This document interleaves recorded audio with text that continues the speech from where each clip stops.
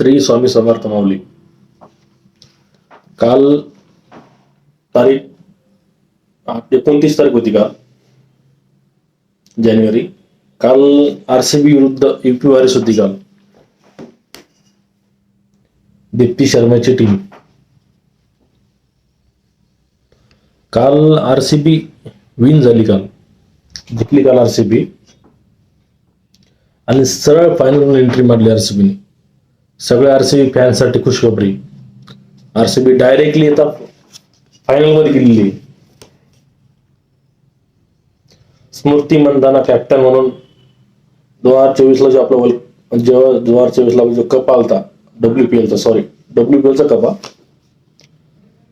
यंदा 2026 ला पण कप येणार आपल्याकडं.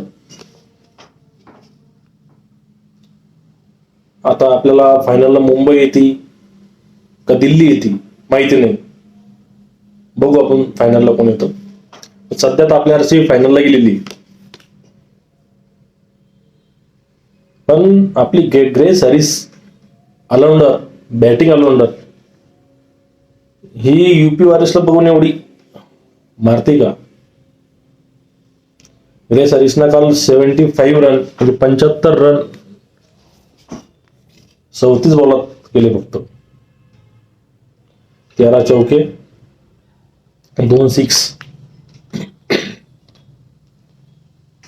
आणि 2 विकेट सुद्धा घेतले 3 ओव्हरमध्ये. मला वाटतं फक्त तिने 22 रन दिले आणि 2 विकेट. नंतर स्मृती मंदाना 54 रन केले 27 बॉलात. तिची 50 आली काल. तिने 8 चौके आणि 2 छक्के मारले.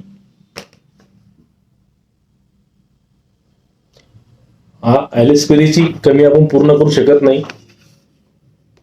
ॲलिस पेरी आरसीबीची शान होती, पण काही कारणास्तव ती यावेळेस डब्ल्यूपीएल खेळण्यासाठी आली नाही. सगळे फॅन्स नाराज आहे. आपण तिची कमी पूर्ण होऊ शकत नाही आरसीबी टीम मध्ये डब्ल्यूपीएल मध्ये. जॉर्जा बेल ती जागेवर एंट्री मारलेली, पण ती पूर्णपणे चालत नाही. पूर्णपणे फॉर्म नाही तिच्याकडे आता.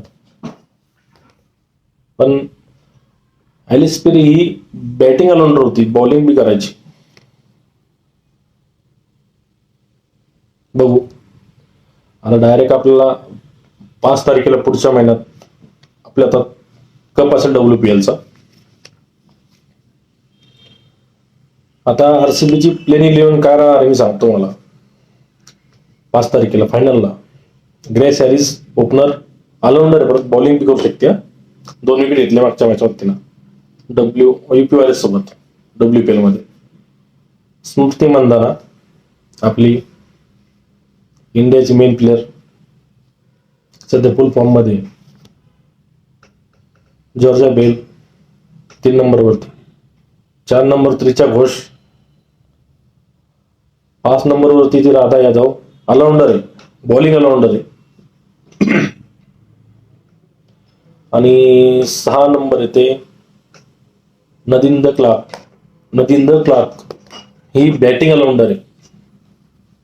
हिनं कालच्या यूपी वॉरियर्स सोबत 4 विकेट घेतले.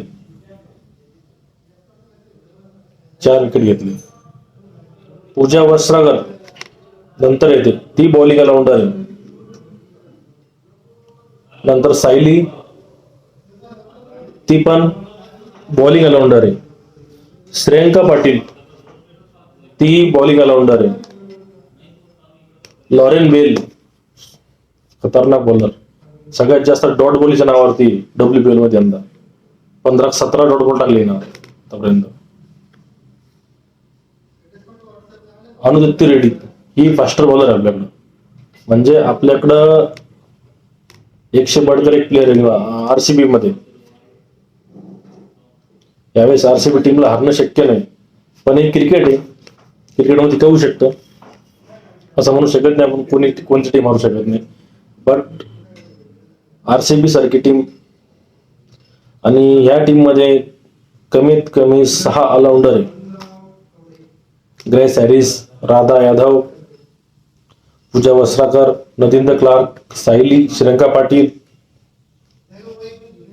आणि मला वाटतं त्याच्या मागच्या मॅच मध्ये नाही का रिचा घोषने 54 रन केले ते पण वन साईड. आरसीबीचे 1 विकेट पडले होते 4. त्यावेळेस 45 का 60 रनावरती 4 विकेट पडले होते आरसीबीचे. तर रिचा घोषने काल त्याच्या या मला वाटतं 5व्या मॅच मध्ये नाही का आरसीबीच्या 5व्या रिचा घोषने 54 रन केले. वन साईड खेळली बिचारी, लढली बिचारी, वन साईड लढा गेलता.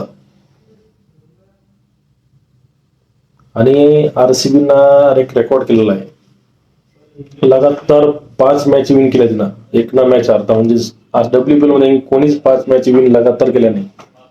पहिल्या स्टार्टिंगच्या पूर्ण मॅच 5 लगातार विन केलेल्या जिंकले आहेत. आणि फक्त मधल्या 2 मॅच फक्त हरले ते.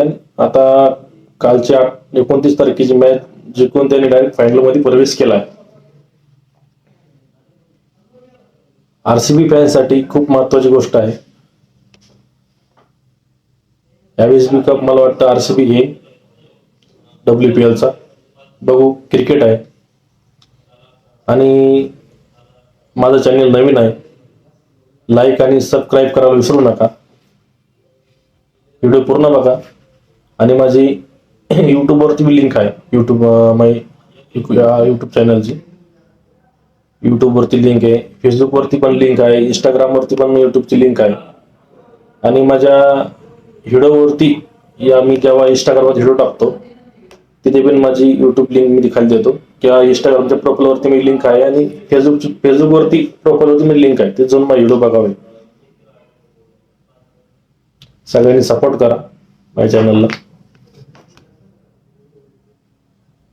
आणि आपण 5 तारखेची वाट बघू आता की आरसीबी विन करते का, जिंकते का. आता कारण आरसीबी जिंकण्याची वाट मी पण बघतो. मी पण आज मोठा आरसीबी फॅन आहे, विराट कोहलीचा फॅन आहे, स्मृती मंधानाचा फॅन आहे, 18 नंबरचा फॅन आहे. आणि ऑरेंज कॅपच्या रेंज मध्ये आता स्मृती मंधाना 2 नंबरला आहे. मला वाटतं 30 का 20 रन लागते तिला ऑरेंज कॅप साठी. आणि पर्पल कॅप मध्ये नदिंद्र क्लार्क ही आरसीबीची प्लेअर आहे, ऑलराऊंडर, बॅटिंग ऑलराऊंडर. सर्वात जास्त विकेट तिने घेतली सध्या. मागच्या मॅच मध्ये तिला 4 विकेट काढली, कालच्या मॅच मध्ये 29 तारखेच्याच. धन्यवाद.